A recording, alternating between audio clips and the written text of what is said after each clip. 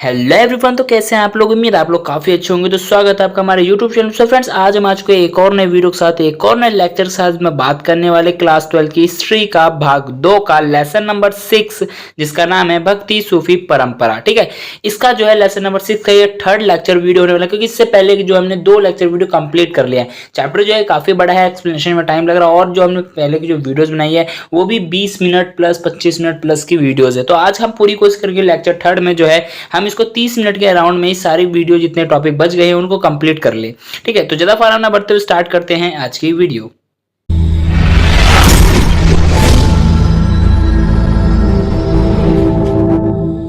Lecture 2 देख के आए तो उनको पता होगा कि लेक्चर 2 में हमने खानका और सिलसिला का जो टॉपिक था यहाँ पे हमने एंड कर दिया था, यानी कि खानका और सिलसिला का जो टॉपिक था हमने छोड़ दिया था। तो आज का जो लेक्चर थर्ड होने वाला है इसमें हम खानका और सिलसिला से पढ़ने वाले। इससे पहले हमने कई सारे टॉपिक जो है क्लियर कर लिए लेक्चर 1 लेक्चर 2 में, तो आप प्लीज जाके जरूर इनको भी देख ले।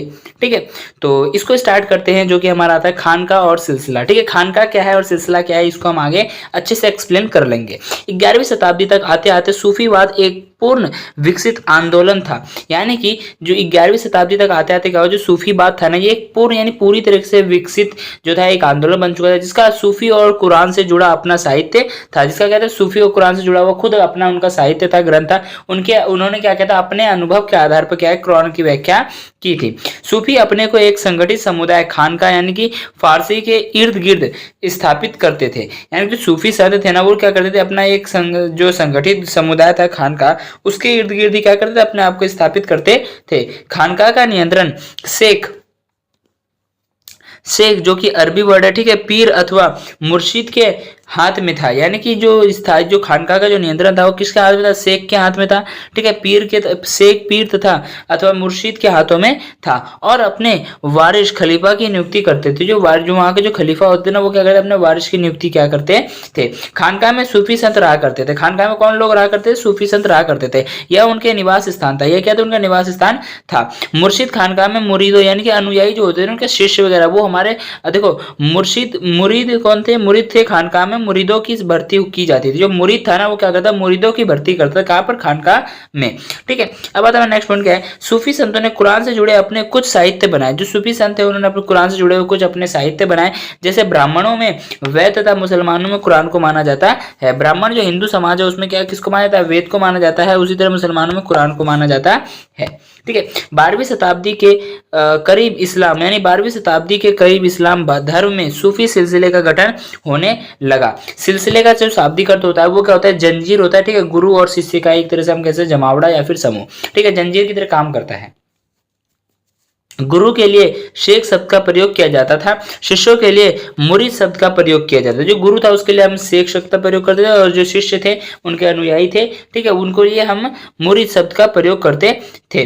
गुरु के उपनाम पर सिलसिले का नाम रखा जाता है। गुरु के नाम पर ही क्या होता है? जो उनका सिलसिला होता है, जो समूह होता है, उसका नाम रखा जाता था कि भाई ये इस गुरु के या फिर इस समूह से नाता रखने वाले लोग हैं या फिर शिष्य हैं। जैसे शेख अब्दुल कादिर जिलनी, ठीक है, कादरी सिलसिला था ना, तो ये इसके नाम पे ही रखा गया था। उस समय शिक्षा के अनेक अनुष्ठान विकसित हुए। उस टाइम पे जो शिक्षा के जो अनुष्ठान थे ना, वाले बहुत अलग से मतलब बहुत सारे अनुष्ठान विकसित हुए। शिक्षित व्यक्तियों को निष्ठा का वचन लेना पड़ता। जो शिक्षित व्यक्ति थे उनको निष्ठा का वचन लेना पड़ता। जैसे सिर मुंडवाना, क्या था? सिर मुंडवा लेना, ठीक है, बाल नाटा, थेगड़ी वाले ने फटे चिटे वस्त्र होते थे, वो टप्पे लगे हुए जो होते हैं ना कि फट जाते तो उसमें हम रद्दी लगा लेते दूसरा कोई कपड़े का, तो वैसे कटे फटे वस्त्र पहनना इत्यादि उसमें शामिल था।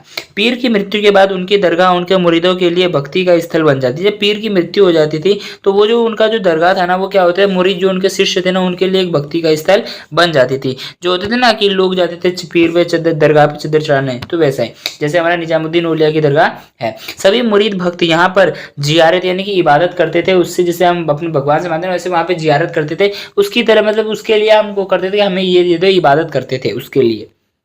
ठीक है, पीर की आत्मा का मिलन ईश्वर से, इस परंपरा को उर्स कहा जाता है। जो पीर की जो आत्मा है, लोगों का ये मानना था पीर की जो आत्मा है वो किससे मिल जाएगी? ईश्वर से मिल जाएगी। इसी जो परंपरा था इसे उर्स कहा जाता था। ठीक है, लोगों का मानना था कि मृत्यु के बाद पीर ईश्वर से एकभूत हो जाता है, एकत्रित हो जाता है या फिर एकजुट हो जाता है, यानी एक में ही सम्मिलित हो जाता है। और इस तरह पहले के वजह उनके अधिक करीब हो जाता है, और इस तरह के वो क्या पहले के वजह और अधिक करीब हो जाता है। लोग आध्यात्मिक और नैतिक कामनाओं की पूर्ति के लिए उनका आशीर्वाद लेने जाते थे, यानी लोग जो क्या करते अपने कार्य को अच्छा सफल बनाने के लिए क्या करते उनका आशीर्वाद लेते थे। इस तरह शेख का वली के रूप में आदर करने की पद्धति शुरू हो गई। इसी तरह शेख का जो यानी गुरु का क्या हुआ आदर करने की जो पद्धति थी वो एक वली के रूप में आदर करने की जो पद्धति थी वो शुरू हो गई। ठीक है, अब आता है खानकाह के बाहर। नेक्स्ट पॉइंट क्या आता है, खानकाह के बाहर। कुछ रहस्यवादियों ने नवीन आंदोलन की नींव रखी। कुछ ऐसे रहस्यवादी थे जिन्होंने नवीन आंदोलन की नींव रखी। इन्होंने खानकाह का तिरस्कार कर दिया। इन्होंने क्या कहा, खानकाह का तिरस्कार कर दिया या फिर त्याग कर दिया। ठीक है, त्याग कर दिया, क्या कर तिरस्कार कर दिया। व्यक्ति को फकीर की जिंदगी बितानी चाहिए। इन जो जिन्होंने तिरस्कार किया उनका ये मानना था कि व्यक्ति को क्या है फकीर की जिंदगी जीनी चाहिए, व्यतीत करना चाहिए। इन्होंने कहा ब्रह्मचर्य और निर्धनता का जीवन व्यतीत करना चाहिए। इन्होंने ये कहा कि हमें शादी ब्याह नहीं करना चाहिए, यानी शारीरिक संबंध से दूर रहना चाहिए। ठीक है, और निर्धनता क्या है, जिसके बाद धन ना हो वो निर्धन व्यक्ति होता है। ठीक है, निर्धनता का क्या जीवन व्यतीत करना चाहिए।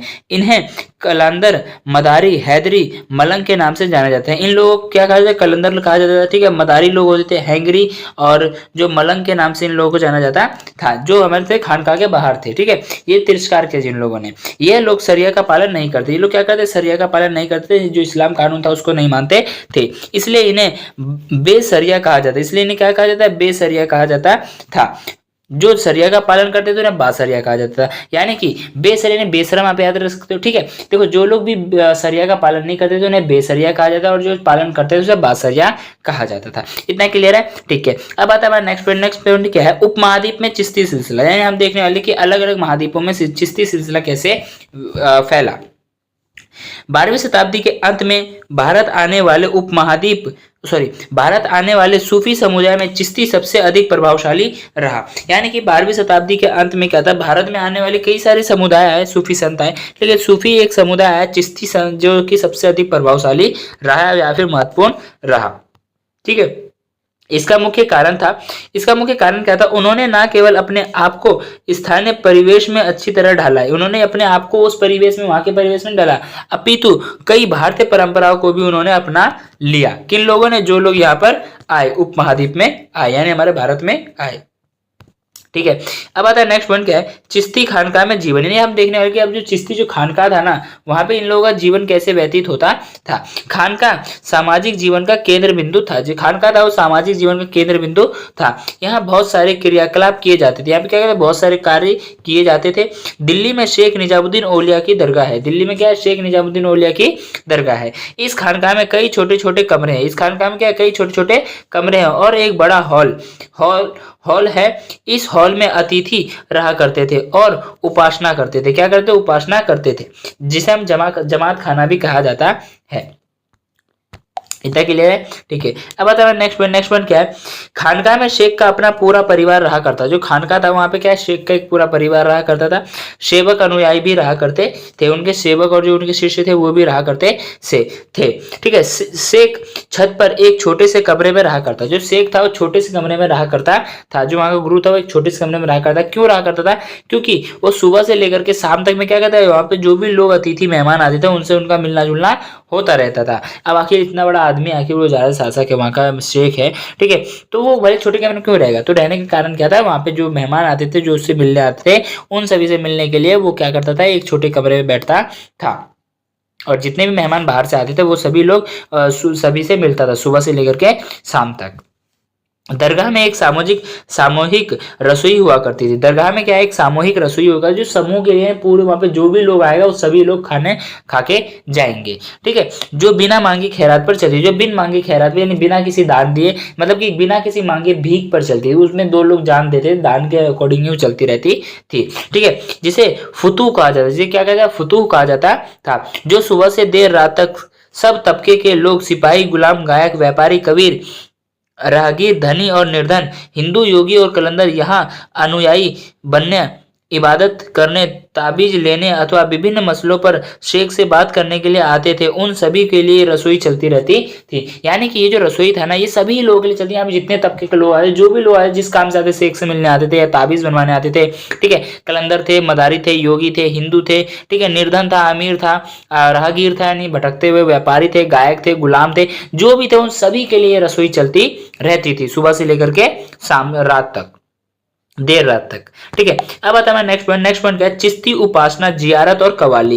यानी कि जो चिश्ती में जो उपासना होती थी, यानी कि जो करते थे, जियारत करते थे, जियारत कैसे करते? कवाली। आपने देखा होगा दरगाह में क्या है ना, कवाली होता है, तेरे दर पे आया मैं मोहम्मद, अब जाऊंगा ना हाथ लेकर खाली, कुछ ऐसा करके। तो ये कवाली वगैरह बजते थे, कहाँ बजते थे? हमारे जो है दरगाह में बजते थे। सूफी संतों की दरगाह पर की गई जियारत सारे इस्लाम संसार में प्रचलित है। यानी सूफी संतों की जो दरगाह पर जो की गई जो जियारत थी ना, वो सारे इस्लाम संसार में क्या है? प्रचलित है। इस अवसर पर संत के आध्यात्मिक आशीर्वाद यानी बरकत की कामना की जाती है, यानी कि हमारा किसी भी काम में क्या हो? बरकत हो, लाभ हो, यानी फायदा हो। पिछले 700 सालों में अलग अलग संप्रदाय वर्गों का समुदाय के लोग 5 महान चिश्ती संतों की दरगाह पर अपनी आस्था प्रकट करते रहे हैं। यानी कि जो पिछले 700 सालों में क्या हुआ, अलग अलग संप्रदाय के जो वर्ग है वो लोग आए, समुदाय के लोग आए, और 5 महान जो चिश्ती संत है ना, इन दरगाह पर क्या है, उन जगह पर जाते हैं और वहां पे अपनी आस्था जो है प्रकट करते रहे हैं। इनमें सबसे अधिक पूजनीय दरगाह ख्वाजा मोइनुद्दीन की है। इसमें सबसे ज्यादा जो महत्वपूर्ण है या फिर पूजनीय दरगाह है वो क्या है? ख्वाजा मोइनुद्दीन की है, जिन्हें गरीब नवाज भी कहा जाता है। जिसे क्या जाता है? गरीब नवाज भी कहा जाता है। मोहम्मद बिन तुगलक, मोहम्मद बिन तुगलक पहला सुल्तान था जो इस दरगाह पर आया था। मोहम्मद बिन तुगलक एक पहला ऐसा शासक था जो कि इस दरगाह पर आया था। किंतु शेख की मजार पर सबसे पहली इमारत मालवा के सुल्तान गयासुद्दीन खिलजी ने 15वीं शताब्दी को उत्तरार्ध में बनवाई थी। देखो जो शेख मोहम्मद बिन तुगलक जो था, ये क्या था? दरगाह पर सबसे पहली बार आया था। किंतु इससे पहले क्या था? शेख मजार पर अपने पहली इमारत मर्तबा के जो सुल्तान थे ना, मालवा के एक सुल्तान थे गयासुद्दीन खिलजी, इन्होंने क्या किया? 15वीं शताब्दी में यहाँ के उत्तरार्ध में क्या है? इसको बनवाया था। इतना क्लियर हुआ? ठीक है। अब आता है नेक्स्ट पॉइंट। नेक्स्ट पॉइंट क्या है? 16वीं शताब्दी तक आते आते अजमेर की यह दरगाह बहुत ही लोकप्रिय हो गई थी। यानी 16वीं शताब्दी तक आते आते जो दरगाह थी ना, बहुत ज्यादा लोकप्रिय हो गई, क्योंकि यहाँ पे राजा महाराजा शासक वगैरह भी जाते रहते थे। इस दरगाह को जानने वाले तीर्थ यात्रियों के भजनों ने ही अकबर को यहाँ आने के लिए मजबूर कर दिया था। यानी जो भी अकबर जो यहाँ आया था, उसके पीछे की वजह क्या थी? यहाँ से जो भी लोग घूम फिर के जाते थे ना, वो लोग इसकी बहुत तारीफ करते थे। जो भी कवि जाते थे वो इसके बारे में लिखते थे, बुकों में पढ़ा, इधर उधर ग्रंथों में पढ़ा, पत्रों में पढ़ा। तो लोग, अकबर को क्या हुआ? अकबर ने सोचा कि चलो यार, आखिर ऐसा क्या है जो सबको ऐसा लग रहा है। तो अकबर भी गया देखने के लिए वहां दरगाह पर, ठीक है। अकबर यहाँ 14 बार आया। जो अकबर है वो आप कितने बार आया? 14 बार आया। कभी तो साल में 2-3 बार, कभी नई जीत के लिए आशीर्वाद लेने अथवा संकल्प की पूर्ति पर या फिर पुत्र के जन्म पर। यानी कि जो अकबर था यहाँ पे 14 बार आया। कभी कभी ऐसा होता कि साल में 2 से 3 बार आ जाता था। कभी कभार क्या हुआ, कहीं पे अगर युद्ध करना हो, उसकी जीत के लिए आशीर्वाद लेने के लिए आता था। कहीं पे मान लो उसने कुछ संकल्प किया है कि भाई अगर मैं अगर इस राज्य को जीत लेता हूँ तो मैं आऊंगा पूजा पद्धति करने, तो वैसी जो संकल्प की पूर्ति पर भी आया। कभी क्या उसके पुत्र का जन्म था तो जन्मदिन पर आया, जन्म पर आया, ठीक है। इतना क्लियर हुआ? ठीक है। अब आता है नेक्स्ट पॉइंट क्या है? प्रत्येक यात्रा पर बादशाह दान भेंट दिया करते थे। यानी प्रत्येक यात्रा जितना करते थे, जो बादशाह था वो दान और भेंट दिया करते थे, जिनका ब्यौरा शाही दस्तावेजों में दर्ज है। जिसका जो ब्यौरा है कहाँ पे? शाही दस्तावेजों में दर्ज है। उदाहरण के लिए 1568 में उन्होंने तीर्थ यात्रियों के लिए खाना पकाने हेतु एक विशाल देग दरबार को भेंट की थी। यानी कि जो अकबर थे, इन्होंने क्या किया था 1568 में, उन्होंने ये जो तीर्थ यात्री होते थे, जो तीर्थ भटकते रहते यात्री थे, उनके खाने पकाने के लिए क्या था कि विशाल देग दिया था, कढ़ाई दिया था, कैसे आप ऐसे कह सकते हो, या फिर आप कह सकते हो पतीला कह सकते हो, ठीक है। यानी देग दिया था भेंट में। नाच और संगीत भी जियारत का हिस्सा था। जो नाच और संगीत है वो भी क्या है? जियारत का हिस्सा था। खासतौर से कव्वाली द्वारा प्रस्तुत रहस्यवादी गुणगान, जिससे परम आनंद की भावना को उभारा जाता है। यानी कि क्या है, जो नाच और जो संगीत था ना, ये भी क्या एक जियारत का ही हिस्सा था। खासतौर पे यहाँ पे जो कव्वाली होती थी ना, कव्वाली क्या था? ये रहस्यवादी गुणगान है। यहाँ पे रहस्यवादी रूप से गुणगान किया जाता था। प्लस ये क्या था? परम आनंद, परम सुख देता था, हमें सुख की भावनाएं प्रदान कराता था। ठीक है, उभर कर मन में आता था। ठीक है, अब आता है हमारा नेक्स्ट पॉइंट क्या है, भाषा और संपर्क। क्या आता है, भाषा और संपर्क। ठीक है, यानी कि हमें कैसे हमने भाषा सीखी और हमने लोगों से कैसे संपर्क किया। चिश्तियों ने स्थानीय भाषा को अपनाया। जो चिश्ती के लोग थे इन्होंने क्या किया, चिश्ती सिलसिला के लोग थे, इन लोगों ने क्या किया, स्थानीय भाषा को अपनाया। ठीक है, अपनाया। आप ही तो दिल्ली में चिश्ती अपनाया। दिल्ली में चिश्ती सिलसिले के लोग हिंदी में बातचीत करते थे, यानी दिल्ली में जो चिश्ती सिलसिला था वहां पे क्या था, लोग हिंदी में बातचीत क्या करते थे। बाबा फरीद ने भी क्षेत्र भाषा में काव्य रचना की। जो बाबा फरीद है उन्होंने भी क्षेत्र जो भाषा थी उसमें अपनी काव्य रचना की, जो गुरु ग्रंथ साहिब में संकलित है। जो कहाँ पर संकलित है, गुरु ग्रंथ साहिब में। इतना क्लियर है। ठीक है, अब आता है नेक्स्ट पॉइंट क्या है, कुछ और सूफियों ने लंबी कविताएं लिखी। कुछ और ऐसे सूफिया जिन्होंने लंबी कविताएं लिखी जहां ईश्वर के प्रति प्रेम को मानवीय प्रेम के रूपक के रूप में व्यक्त किया गया है। यानी कुछ ऐसे और सूफिया जिन्होंने बहुत कभी लंबी लंबी कविताएं लिखी, कहानियां लिखी। ठीक है, इन्होंने ये कहा कि ईश्वर के प्रति जो प्रेम था ना, उस प्रेम भाव के रूपक को उन्होंने एक क्या किया, एक चित्र के माध्यम से उकेरा या फिर उसको दिखाने का प्रयास किया। ठीक है, कि हम आपसे इतना लगाव है, हमें आपसे इतना लगाव है। मलिक मोहम्मद जैसी की रचनाएं पद्मावत, पद्मिनी और चित्तौड़ के राजा रत्नसेन की प्रेम कथा के इर्द गिर्द घूमती है। ये जो कहानी है किसके इर्द गिर्द घूमती है, राजा जो थे हमारे चित्तौड़ के राजा रत्नसेन जो थे, इनके प्रेम कथा के इर्द गिर्द ही घूमती रहती है। अब आता है नेक्स्ट पॉइंट क्या है, बीजापुर कर्नाटक के आसपास या दक्कनी में लिखी छोटी कविताएं थी। जो बीजापुर जो कर्नाटक के आसपास में कई ऐसे हमें और पत्र मिले हैं, कविताएं मिली है, जो क्या है कि छोटी छोटी लिखी हुई मिली है, जो 17वीं 18वीं शताब्दी में इस क्षेत्र में बसने वाले चिश्ती संतों द्वारा रची गई थी। जो 17वीं 18वीं शताब्दी में जो यहाँ पे संत आए थे, जो बसे थे ना चिश्ती संत, उनके द्वारा रची गई थी। ठीक है, अब आता है नेक्स्ट पॉइंट क्या है, सूफी और राज्य। क्या आता है, सूफी और राज्य। राज्य से यह मतलब है शासक का। ठीक है, जो हमारा राजा है वो। ठीक है, चिश्ती संप्रदाय की एक और विशेषता और सादगी का जीवन था। जो चिश्ती संप्रदाय का जो एक और विशेषता है वो क्या है, यहाँ पे धैर्य, यानी कि लोगों के मन में धैर्य था। ठीक है, संतोष की भावना थी, संतोष थे, और जो था सादगी, यानी एक दूसरे के साथ मिलजुल के रहने का इनका जो सादगी का भाव था, जिसमें सत्ता से दूर रहने पर बल दिया जाए। जिसमें क्या है, सत्ता से दूर रहने पर बल दिया जाए, यानी कि लालच से रहने पर बल दिया जाए, क्योंकि सत्ता, पावर ही एक ऐसी चीज है जो कि इंसान को लालच में डाल देती है। किंतु इसका मतलब यह नहीं था कि राजनीतिक सत्ता से अलगाव का भाव रखता था, यानी कि इसका मतलब ये भी नहीं है कि अब वो उससे दूर रहे तो पूरी तरह दूर थे, ऐसा नहीं था। वो अलगाव का भाव नहीं रखते थे, वो लोगों के साथ में मिलजुल के रहा करते थे। सत्ताधारी विशिष्ट वर्ग अगर बिना मांगे अनुदान या भेंट देता था तो सूफी संत उसे स्वीकार करते थे। यानी बिना मांगे जो शासक थे, उत्तराधिकारी थे, वो क्या करते थे, सत्ताधारी जो विशिष्ट वर्ग था ना, अमीर वर्ग, वो अगर बिना मांगे अनुदान देते थे, भेंट देते थे, तो जो सूफी संत ना वो उसे स्वीकार जरूर करते थे। सुल्तान ने खानकाहों को मुक्त भूमि अनुदान की। यानी कि जो सुल्तान थे ना, सुल्तानों ने क्या किया, जो खानका बनवाने के लिए क्या किया, उन्होंने मुक्त, यानी कि बिना किसी ब्याज के, बिना किसी पैसे के, उन्होंने क्या किया, मुफ्त में भूमि अनुदान यानी दान में दी। चिश्ती संप्रदाय के लोग धन और सामान के रूप में दान भी स्वीकार करते थे। चिश्ती संप्रदाय के जो लोग थे ना, दान और सामान के रूप में भी क्या करते, दान को स्वीकार करते थे। ठीक है, किंतु इनको संजोने के बजाय खाना पकड़ने, रहने की व्यवस्था और अनुष्ठान जैसे समा की महफिलों पर पूरी तरह से खर्च कर देते थे। यानी कि शाम की जो महफिल होती है ना, समा की महफिल, यानी शाम को जो महफिल सजती थी, उसी में सारा पैसा लगा देते, अय्याशी कर देते। ठीक है, अय्याशवाद थे ये लोग, ऐसा कह सकते हो आप। ठीक है, आम लोगों का उनकी ओर झुकाव बढ़ता गया। यानी आम लोग जो थे उनका जो झुकाव था किसकी ओर बढ़ता चला गया, बादशाहों की ओर बढ़ता चला गया। इस वजह से शासन भी उनका समर्थन हासिल करना चाहते थे। इस वजह से जो शासन था वो क्या, उनका समर्थन हासिल करना चाहते थे, किनका, सूफी संतों का। सुल्तान और सूफियों के बीच तनाव के उदाहरण भी मौजूद है। सुल्तान और सूफियों के बीच में क्या तनाव के जो उदाहरण है वो भी हमें देखने को मिलते हैं। अपनी सत्ता का दावा करने के लिए दोनों ही एक आचरों पर बल देते हैं। दोनों ही क्या, एक आचरों पर बल देते हैं, जैसे झुककर प्रणाम करना या फिर कम झुकना। ठीक है, या तो पूरी तरह से झुक के प्रणाम करो या फिर कम झुको, यानी पैसा की झुकना ही नहीं है, झुकना है लेकिन कम झुकना है।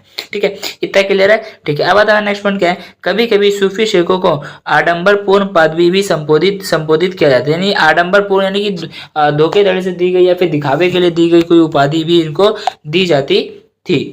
ठीक है, इतना समझ में आया। अब आता है नेक्स्ट पॉइंट क्या है।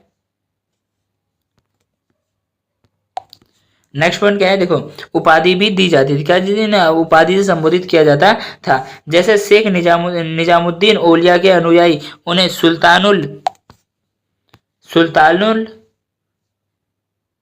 कहते थे। जो शेख जो थे सुल्तानुल कहकर संबोधित करते थे। यानी कि जो शेख के जो निजामुद्दीन औलिया के जो अनुयायी थे उन्हें क्या कहते थे, सुल्तान को मशेक कहा जाता है। यानी शेखों में सुल्तान, क्या कहते हैं, शेखों में सुल्तान। ये क्या था, ये क्या इसे नाम से संबोधित करते ताकि उनकी इज्जत बढ़ाई जाती थी। ठीक है, अब आता है नेक्स्ट पॉइंट। नेक्स्ट पॉइंट क्या है, नवीन भक्ति पंथ। ठीक है, उत्तरी भारत में संवाद और असहमति। ठीक है, यानी कि संवाद यानी क्या क्या बातचीत हुई, और असहमति यानी कि उसको स्वीकार नहीं किया गया। ठीक है, कबीर की शिक्षा, सबसे पहले क्या आता है हमारा, कबीर की शिक्षा। जो कबीर है, कबीर का जन्म कब हुआ था, 1398 ईस्वी में वाराणसी में हुआ था। किस वहां पे हुआ था, वाराणसी में हुआ था। इनका जन्म हिंदू परिवार में हुआ था। इनका जो जन्म था हिंदू परिवार में हुआ था। पालन पोषण मुस्लिम परिवार में, जो पालन पोषण हुआ था यानी कि देख रेख हुई थी वो किसमें हुई थी, मुस्लिम परिवार में हुई थी। तथा जो जुलाहा था, जो क्या है, जुलाहा था यानी कि कपड़े बुनने वाला जो काम होता है ना वो लोग करते थे। कबीर का कहना था कि हिंदू मुस्लिम में भाईचारे की भावना होनी चाहिए। कबीर ऐसा कहते थे कि हिंदू मुस्लिम में क्या भाईचारे की भावना होनी चाहिए। कबीर ने कट्टरपंथी मुसलमानों और ब्राह्मणों के द्वारा बनाए गए नियमों का खंडन किया है। ये जो कबीर है, कबीर क्या कहते हैं, कबीर ने जो भी कट्टरपंथी जो मुसलमान है, जो कट्टर लोग हैं, उनके द्वारा जो भी किसी भी प्रकार का नियम कानून बनाया गया है तो उसका क्या है, खंडन किया है। किसने, कबीर ने। प्लस जो ब्राह्मणों द्वारा जो बनाया गया था नियम कानून, इसका भी खंडन करते हैं कौन, इतना क्लियर है। ठीक है, इन्होंने जातिगत भेदभाव को छोड़कर मानव मात्र से प्रेम करने को कहा। ये जो कबीर जी क्या कहते हैं, जातिगत भेदभाव से दूर रह करके मानव मात्र से प्रेम करो। ठीक है, इन्होंने ईश्वर की भक्ति के साथ साथ जीव जंतुओं से प्यार करने की बात कही है। जो हमारे कबीर जी क्या कहते हैं, ईश्वर की भक्ति के साथ साथ में क्या करो, जो जीव जंतु है उनसे भी प्यार करो, उनको भी बेवजह मारो मत। कबीर के कई पद आदि ग्रंथ साहिब में संकलित है। कबीर के कई सारे ग्रंथ जो है वो आदि ग्रंथ साहिब में संकलित हैं। लगभग सभी पांडुलिपियां संकलन कबीर की मृत्यु के बहुत बाद में किए गए, यानी कि जो संकलन किया गया है इधर उधर लिया गया है, कबीर की मृत्यु के बाद ही लिया गया है। इतना क्लियर है। ठीक है, अब आता है नेक्स्ट पॉइंट क्या है, 19वीं शताब्दी में उनके पद संग्रह को बंगाल, गुजरात और महाराष्ट्र जैसे क्षेत्रों में मुद्रित किया गया। यानी कि 19वीं शताब्दी में क्या हुआ, वहां का जो पद संग्रह था, यहाँ पे जहाँ पे सारी चीज संग्रह यानी इकट्ठा करके रखा जाता है, बंगाल, गुजरात और महाराष्ट्र में, इन क्षेत्रों में क्या किया, इन्होंने मुद्रा जो है मुद्रित किया, मुद्रा को मुद्रित किया। कबीर की रचनाएं अनेक भाषाओं और बोलियों में मिलती है। जो कबीर की जो रचना है वो अनेक भाषाओं और बोलियों में मिलती है। इनमें से कुछ निर्गुण कवियों की खास बोली संत है। इनमें से कई ऐसे निर्गुण कवि है जिनकी जो है खास बोली संत भाषा में है। खास बोली क्या है, संत भाषा में है। कुछ रचनाएं जिन्हें उलट बंसी यानी कि उल्टी कई उक्तियों के नाम से जाना जाता है। उलट बंसी यानी कि उल्टी कई जानों के नाम से जाना जाता है। यानी कि लिखित होती है वो ठीक है, लेकिन क्या होता है, उल्टा लिखा रहता है। ठीक है, तो इसे हम उलट बंसी के नाम से भी जानते हैं। अब आता है नेक्स्ट पॉइंट। नेक्स्ट कवि कौन आते हैं, बाबा गुरु नानक और पवित्र शब्द। बाबा गुरु नानक और पवित्र शब्द। बाबा गुरु नानक का जन्म 1459 यानी 1469 में हुआ था और जिनकी मृत्यु हुई थी वो 1539 में हुई थी। ठीक है, एक हिंदू जो व्यापारी परिवार था, इनका जन्म जो हुआ था हिंदू व्यापारी परिवार में हुआ था। उनका जन्म स्थान मुख्यतः पंजाब का ननकाना गांव था। इनका जन्म स्थान का कौन सा था, पंजाब का ननकाना गांव था, जो रावी नदी के पास था। जो यहाँ पे था, रावी नदी के पास था। उन्होंने फारसी पढ़ी। जो हमारे बाबा गुरु नानक है, इन्होंने क्या पढ़ी, फारसी पढ़ी और लेखक कला के कार्य पर प्रशिक्षण किया। क्या क्या लेखन कला के कार्य में, लिखने की कला पर क्या हुआ, उन्होंने प्रशिक्षण प्राप्त किया। उनका विवाह छोटी आयु में हो गया था। जो हमारे बाबा गुरु नानक जी थे, इनका जो विवाह था वो छोटी आयु में ही हो गया था, किंतु वे अपना अधिक समय सूफी और भक्त संतों के बीच गुजारते थे। जो हमारे बाबा गुरु नानक जी थे, ये क्या करते थे, इनकी शादी तो हो गई थी लेकिन ये अपना आधा ज्यादा समय किसके साथ बिताते थे, आज जो सूफी संत है उनके साथ बिताते थे, प्लस वहां से संतों की से अपना जो आधा ज्यादा टाइम बिता देते थे। ठीक है, बाबा गुरु नानक का संदेश उनके भजनों और उपदेशों से निहित है। जो बाबा गुरु नानक का जो संदेश है ना, उनके जो भजन है, उनके द्वारा जो गाए गए भजन है, उनके उपदेशों और क्या है, भजनों में निहित है। इससे पता लगता है कि उन्होंने निर्गुण भक्ति का प्रचार किया। इससे पता चलता है कि उन्होंने क्या भक्ति, निर्गुण भक्ति। एक होता है सगुण भक्ति, एक होता है निर्गुण भक्ति। सगुण भक्ति में क्या होता है, ईश्वर को माना जाता है, वो आकार के रूप में माना जाता है, और निर्गुण भक्ति में क्या होता है, ईश्वर को आकार रूप में नहीं माना जाता, उसकी बस पूजा की जाती है। जैसे कि मैं एग्जाम्पल दे देता है। हिंदू लोग जो होते हैं वो सगुण भक्ति करते हैं, जो निर्गुण लोग होते हैं वो जो निर्गुण भक्ति है वो मुस्लिम लोग करते हैं, मोहम्मडन्स लोग क्या करते हैं। इतना क्लियर है, ठीक है। अब आता है नेक्स्ट पॉइंट क्या है, धर्म के सभी बाहरी आडंबरों को उन्होंने अस्वीकार किया, यानी धर्म के जितने भी बाहरी आडंबर थे ना उन सभी को उन्होंने क्या किया, अस्वीकार कर दिया, ठीक है। अब आता है नेक्स्ट पॉइंट क्या है, यज्ञ, अनुष्ठानिक स्थान, मूर्ति पूजा व कठोर तप, हिंदू और मुसलमान के धर्म ग्रंथ को भी उन्होंने नकारा। यानी कि इन लोगों ने क्या किया, यज्ञ के समय में यज्ञ था, अनुष्ठान था, स्नान था, मूर्ति पूजा था, इन सभी को क्या किया उन्होंने ठुकरा दिया। पहले जो मुसलमानों के द्वारा जो ग्रंथ लिखा गया था उसको भी ठुकरा दिया गया, किसके द्वारा, बाबा गुरु नानक के द्वारा, ठीक है। अब आता है नेक्स्ट पॉइंट क्या है, बाबा गुरु नानक के लिए ईश्वर का कोई लिंग या आकार नहीं था। बाबा गुरु नानक के लिए ईश्वर का कोई भी लिंग या आकार नहीं था। उन्होंने ईश्वर की उपासना के लिए एक सरल उपाय बताया। उन्होंने ईश्वर की उपासना के लिए क्या कहा, एक सरल उपाय बताया, और वह यह था कि उसका निरंतर स्मरण कर नाम का जाप करना चाहिए। उनका वो हमेशा याद रखते हुए उनके नाम का जाप करना चाहिए। बाबा गुरु नानक ने अपने विचारों को पंजाबी भाषा में संप्रेषित किया है। जो बाबा गुरु नानक जी उन्होंने क्या किया, अपने भाषा को क्या किया है, पंजाबी भाषा में संप्रेषित किया है, और जाति प्रथा के खिलाफ आवाज उठाई है। क्या जाति प्रथा के खिलाफ क्या है, आवाज उठा रहे हैं, और मानवता का समर्थन किया गया, और उसमें क्या है, मानवता का समर्थन किया गया है। इतना क्लियर हुआ, ठीक है। अब आता है नेक्स्ट पॉइंट क्या है, बाबा गुरु नानक ने अपने अनुयायियों को यानी शिष्यों को एक समुदाय में संगठित किया, यानी समुदाय में इकट्ठा किया। सामुदायिक उपासना के नियम निर्धारण किए गए। सामूहिक जो उपासना था इसके नियम निर्धारित किए गए, जहां सामूहिक रूप से पाठ होता, जहाँ क्या है, सामूहिक रूप से पाठ पढ़ा जाता था। उन्होंने अपने अनुयायी अंगद को अपने बाद गुरु पद पर आसीन किया। जो हमारे गुरु नानक जी थे, बाबा गुरु नानक जी, इन्होंने क्या किया, अपने मित्र जो इनका था, कौन था, इनका मित्र था अंगद, जो कि क्या था, बाद में इसमें शामिल हो गया, या फिर पद पर आसीन हुआ, या फिर बैठा। इतना क्लियर है, ठीक है। अब आता है नेक्स्ट पॉइंट क्या है, इस पद्धति का पालन लगभग 200 वर्ष तक चलता रहा था। ऐसा प्रतीत होता है कि बाबा गुरु नानक किसी नवीन धर्म की स्थापना नहीं करना चाहते। बाबा गुरु नानक जी किसी एक नई धर्म की स्थापना नहीं करना चाहते, किंतु उनके मृत्यु के बाद उनके अनुयायियों ने अपने आचार व्यवहार को सुगठित कर लिया। यानी कि जब बाबा गुरु नानक जी की जब मृत्यु हो गई तो उस टाइम पे जो उनके अनुयायी थे, शिष्य थे, उन्होंने क्या किया, अपने आचार व्यवहार में उनके जो भी गुण थे या उनकी जो बातें थी, जो उनके संकलन किया गया था, उन सभी को सुगठित कर लिया, इकट्ठा कर लिया, और अपने को हिंदू और मुस्लिम दोनों से अलग कर दिया। अपने को क्या करता है, हिंदू और मुस्लिम दोनों ग्रंथों से या दोनों जातियों से अलग कर दिया।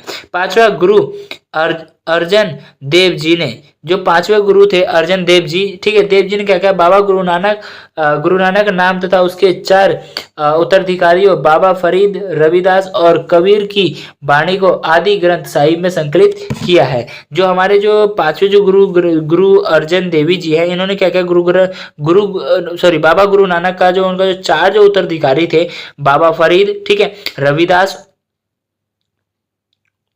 कबीर की वाणी, इन सभी को क्या किया उन्होंने ग्रंथ साहिब में, अपने साहिब में क्या किया, संकलित किया, इकट्ठा किया, ठीक है। 17वीं शताब्दी के उत्तरार्ध में, यानी 17वीं शताब्दी के स्टार्टिंग में 10वें गुरु गोविंद सिंह ने, जो 10वें गुरु थे हमारे गोविंद सिंह ने क्या किया, नवे गुरु तेग बहादुर की रचनाओं को भी इसमें शामिल किया है। यानी कि 17वीं शताब्दी के जो उत्तरार्ध में क्या हुआ, जो 10वें गुरु आए गोविंद सिंह जी, इनके जो नवा जो गुरु था ना, बहादुर की रचनाओं को, ठीक है, बहादुर की रचनाओं को भी क्या करो, इसमें शामिल कर दो। इसे ग्रंथ को पूरा ग्रंथ साहिब कहा जाता है। इसी ग्रंथ को क्या कहता है, पूरा ग्रंथ साहिब कहा जाता है। इतना क्लियर हुआ, ठीक है। अब आता है हमारा नेक्स्ट पॉइंट क्या है हमारा, गुरु गोविंद सिंह ने खालसा पंथ की नींव रखी। जो गुरु गोविंद सिंह है, इन्होंने क्या किया, खालसा पंथ की नींव रखी। प्रतीकों का वर्णन किया गया, इसमें क्या है, प्रतीकों का वर्णन किया गया, चिन्हों का वर्णन किया गया, बिना कटे केस, यानी बालों को कटवाना नहीं है, ठीक है। कृपाण यानी खंजर है, कृपाण का मीन्स क्या होता है, खंजर रखना है। ये अपने साथ एक खंजर रखते थे। एक सिख के कर्तव्य का प्रतीक है। ये खंजर जो है एक सिख के कर्तव्य का प्रतीक है, जो संकट में लोगों की रक्षा के लिए होता है, जो संकट के टाइम पे क्या लोगों की रक्षा करने के लिए होता है, ठीक है। कच्चा यानी कि यह एक सलवार अंतर्वस्त्र है। ये क्या है? एक सलवार अंतर्वस्त्र है, जो सलवार के नीचे रखने वाला, छुपा के रखने वाला एक अस्त्र है। ठीक है, जिसे अमृतपान करने वाले सिख पहनते हैं। जिसे अमृतपान पहनने जो करते हैं ना, वो लोग इसका धारण करते हैं।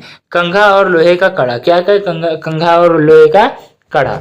इतना क्लियर है? ठीक है, अब आता है हमारा लास्ट पॉइंट। लास्ट पॉइंट क्या हमारा? मीराबाई भक्तिमय राजकुमारी। ठीक है, मीराबाई क्या थी? एक स्त्री भक्ति, जो कि किसकी भक्त थी? हमारे विष्णु जी की भक्त थी। ठीक है, मीराबाई भक्ति परंपरा की सबसे सुप्रसिद्ध कवित्री है, या फिर आप स्त्री कह सकते हो। ठीक है, मीराबाई का जो जन्म वो था 15वीं शताब्दी में इनका जो है जन्म हुआ, और 16वीं शताब्दी में क्या हुआ?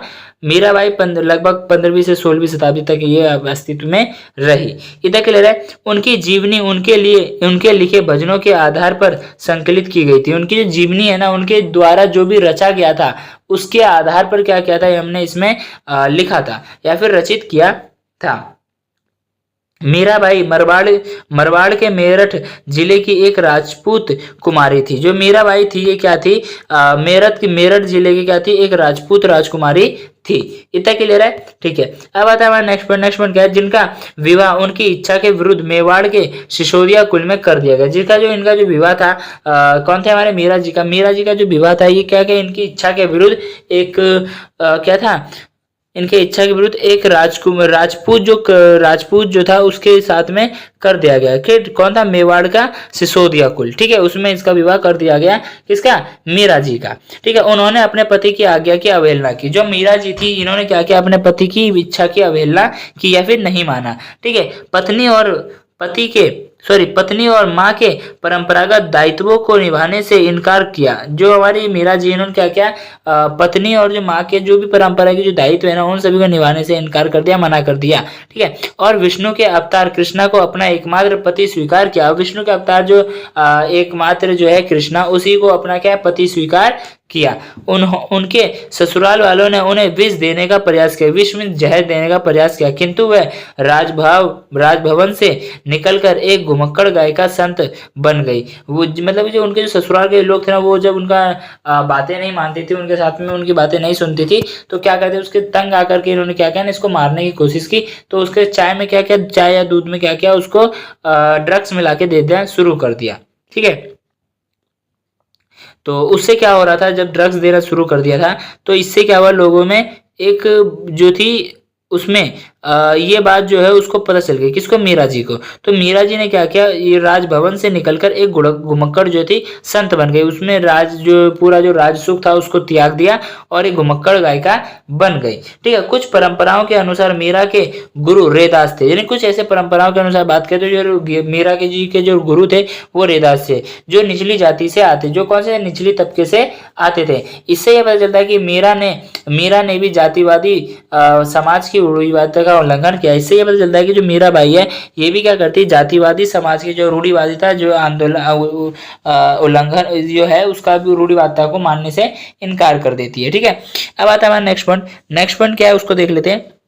नेक्स्ट पॉइंट आता है हमारा, मीरा ने अपने पति के राजमहल के ऐश्वर्य यानी कि ऐशो आराम को त्याग दिया। जो मीरा है, मीरा ने अपने पति के ऐशो आराम को त्याग दिया। ठीक है, और उन्होंने विधवा के सफेद वस्त्र धारण कर लिया। और उनके क्या? विधवा के सफेद वस्त्र धारण कर लिए। सन्यासी के योगियों वाले वस्त्र धारण किए। सन्यासी वाले जो वस्त्र होते एकदम सीधे साधे वस्त्र, उनको धारण कर लिया। मीराबाई के आसपास अनुयायियों का जमखट नहीं लगा। यानी मीराबाई के आसपास कहते हैं अनुयायी शिष्यों का जमखट यानी समूह जो है संगठित नहीं लगा। और उन्होंने किसी निजी मंडली की नींव नहीं डाली। और जो मीराबाई थी, उन्होंने किसी निजी मंडली की नींव नहीं डाली, किंतु फिर भी वह शताब्दियों से प्रेरणा का स्रोत रही है। ये फिर भी बहुत टाइम से क्या है? जो मीराबाई है, प्रेरणा का एकमात्र स्रोत रही है। उनके द्वारा रचित पद आज भी स्त्री और पुरुषों द्वारा गाए जाते हैं। जो मीराबाई के द्वारा जो भी आज जो रचित पद था ना, उसको आज के टाइम पर भी स्त्री और पुरुष के द्वारा क्या है? गाया जाता है। खासतौर से गुजरात और राजस्थान के गरीब लोगों द्वारा। खासतौर से कहा कि जो गुजरात और राजस्थान के जो लोग हैं ना,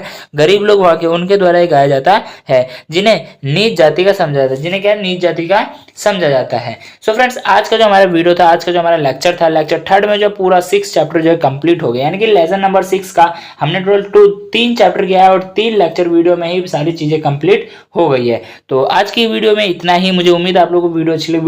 वीडियो को लाइक करें, अपने यार दोस्तों में शेयर कर दें और हाँ, ध्यान से चैनल को सब्सक्राइब करके बेल आइकन को ऑन कर दें ताकि आने वाली जितनी वीडियोस उनकी नोटिफिकेशन आप लोगों तक पहुंच जाए। तो आज की वीडियो में इतना ही, मिलते हैं नेक्स्ट वीडियो में, तब तक के लिए bye bye. Thanks for watching this video.